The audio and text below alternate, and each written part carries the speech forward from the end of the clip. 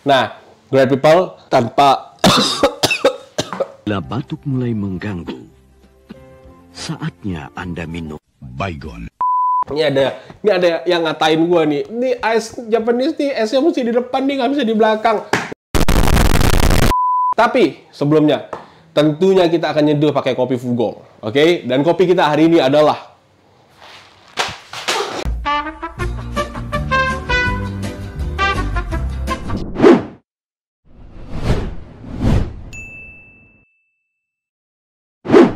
Halo great people, kembali bertemu gue dengan John Christopher di channel Fugol Coffee Roaster. Apa kabar great people semua? Semoga great people sehat selalu dan selalu diberkati oleh Yang Maha Kuasa. Oke, amin. Hari ini kita akan bahas sebuah ice, tapi bukan ice.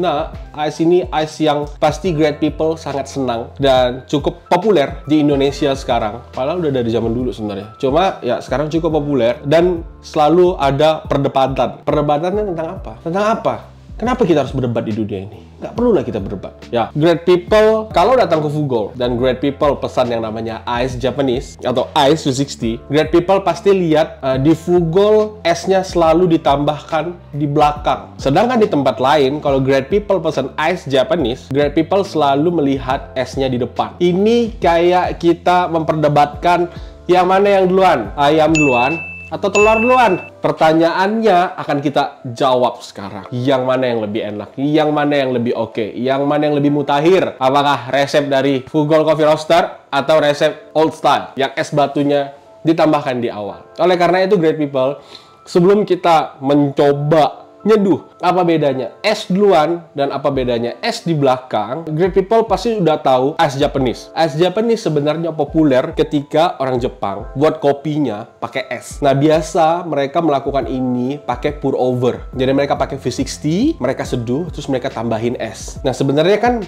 minuman ice ini nggak hanya ada di Jepang, tapi mungkin karena orang Jepang yang pertama kali mempopulerkan minum filter coffee pakai V60 itu pakai es itu ada di Jepang. Nah, makanya sampai sekarang orang tuh taunya ice filter itu ice Japanese karena yaitu orang Jepang pertama kali menemukan tren ini. Nah, great people tanpa Bila batuk mulai mengganggu, saatnya Anda minum Baygon.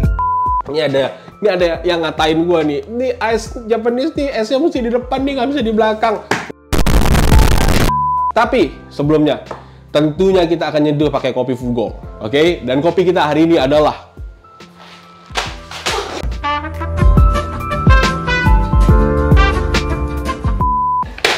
bahkan yang lempar kopi pun nggak terima, great people. Saya nggak terima ice Japanese-nya Fugol tuh esnya di belakang. Nggak apa-apa, kita buktikan kepada semua mata, kepada semua mulut, kita buktikan yang mana yang lebih enak, oke? Great people, hari ini kopi yang akan kita gunakan adalah Kamojang Lemon Tea. Nah, kenapa dinamain Kamojang Lemon Tea? Karena pertama kali ketika gue coba kopi ini, prosesnya anaerobic honey, dan ini asalnya dari Wanoja. Gue rasa kayak, kok kayak minum lemon tea ya? Kayak seger banget ya. Nah, ini kan cocok logi banget nih dengan minuman kita hari ini nih, Ice Japanese, oke? Jadi, tanpa basa-basi, kita akan coba Ice Japanese pakai Kamojang Lemon Tea. Tapi great people, jangan lupa, kalau great people mau beli Kamojang Lemon Tea, great people bisa cek Tokopedia dan Shopee kita sekarang, ada Kamojang Lemon Tea dari Fugol Coffee Roaster, oke? Gue mau siap-siap.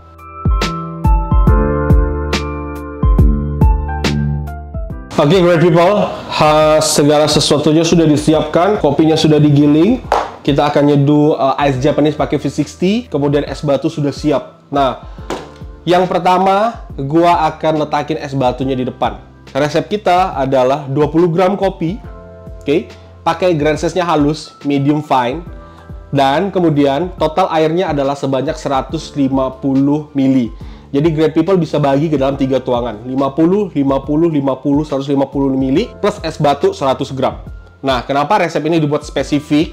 Karena great people harus cobain sendiri di rumah, biar penasaran. Jadi great people cobain apa bedanya dengan resep ice Japanese biasa dan resep ice Japanese yang kita buat. Kenapa harus pakai 20 gram? Kenapa gilingannya harus halus? Kenapa airnya cuma 150 gram? Kenapa es batunya cuma 100 gram? Cobain sendiri, oke? Sekarang gua akan mempersiapkan. Jadi yang pertama es batunya 100 gram.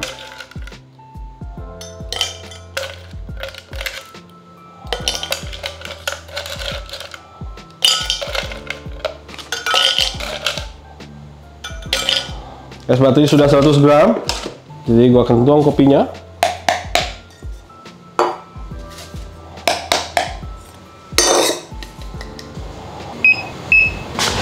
Blooming 50 gram. 50 detik saja great people, nggak perlu lama-lama. Yang kedua juga sama. 50 gram. 30 detik. Kalau great people perhatikan di awal, ketika es batu terkena tuangan kopi yang panas, great people pasti bisa lihat kalau es batunya immediately langsung mencair.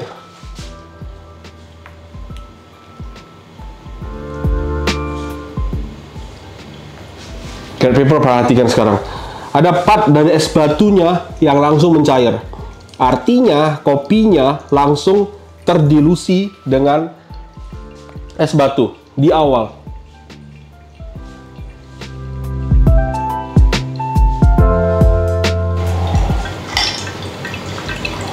Oke, selesai. Yang ini udah selesai netes. Yang ini juga udah. Nah, bedanya yang ini gua akan tambahkan es batu di belakang. Sebanyak 100 gram, sama juga.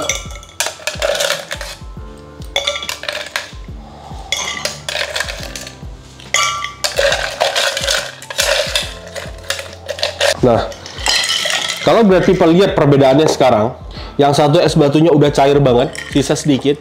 Yang satu es batunya masih banyak. Dan posisinya dua-duanya juga langsung dingin. Nah, sekarang kita akan coba rasakan apa perbedaannya.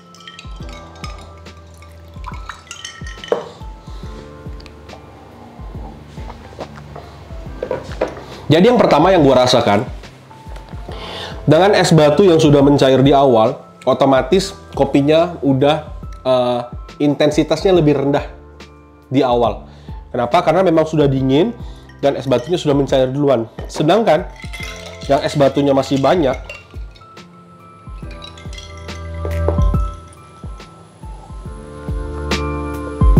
gua masih mendapatkan rasa yang lebih intens. Jelas, karena es batunya belum terdilusi oleh kopi. Jadi es batunya belum cair banget. Nah, di sini letak perbedaannya. Kalau gue minum kopi yang esnya udah diletakin di awal, otomatis jadi gue nggak bisa mendapatkan perbedaan rasa ketika esnya mencair secara bertahap. Jadi great people biasa minum kopi. Ketika great people habis seduh kopi, great people akan merasa ada perbedaan intensitas yang terjadi ketika suhunya panas, suhunya hangat, suhunya dingin. Oh, kok makin suhunya dingin, acidity-nya makin naik ya?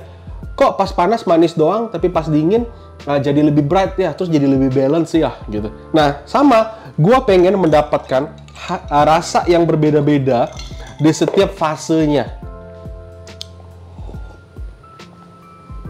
Tadi di awal intens, sekarang intensitasnya mulai turun, dia mulai ngasih rasa yang lebih bright.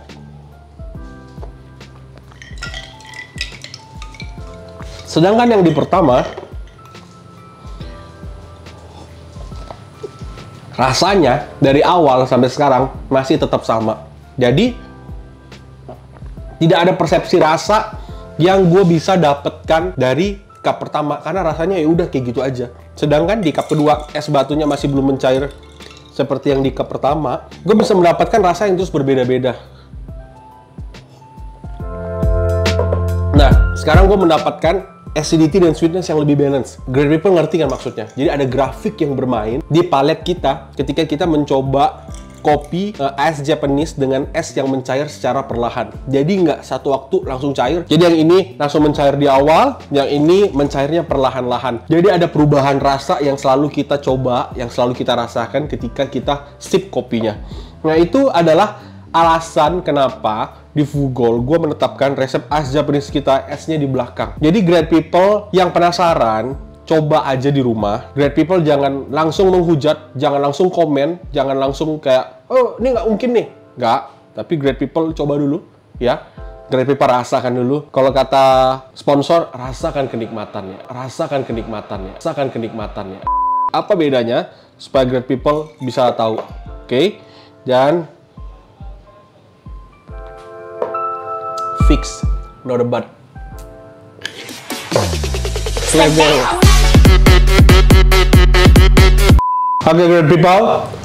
Sekian penjelasan apa bedanya ice Japanese yang S-nya di awal dan S-nya di belakang. Semoga great people penasaran, tambah penasaran, dan great people cobain sendiri di rumah. Tapi cobain di rumahnya tentunya dengan pakai kopi Fugol. Oke, kopinya adalah Kamojang Lemon Tea. Buat dapetinnya gimana caranya? Cek Tokopedia dan Shopee kita sekarang ada Kamojang Lemon Tea. Oke?